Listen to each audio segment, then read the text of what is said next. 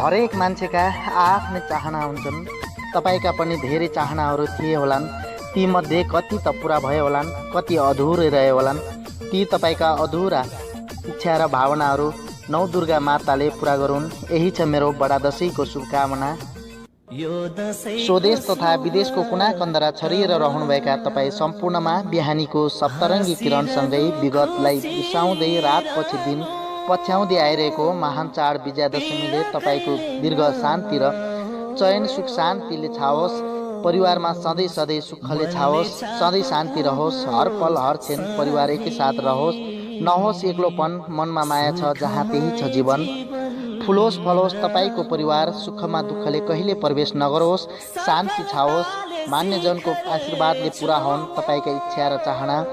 उत्साह, उमङ्ग, उत्सव, खुसी, शान्ति, उल्लास, हर्ष, सुख, प्रसन्नता, सुविस्ता, अनुदाय यी शब्दहरू शब्दकोशमा मात्र नरहुन्। सबैलाई सुख मिलोस्, शान्ति मिलोस् भन्छु म त।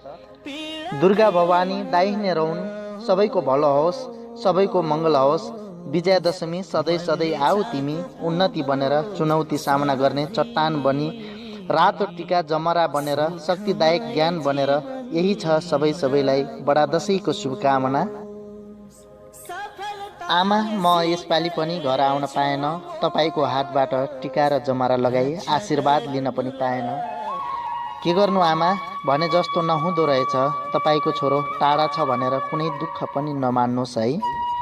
आज तपाईँको न्यानो काखबाट टाढा हुन त कहाँ सक्थे र। तपाईँको न्यानो काख सँगै छु। तपाईँको छोरो टाढा नै भए पनि मेरो छोरो नजिकै छ भनेर राम्रोसँग दशैँ मनाउनुहोस् ल।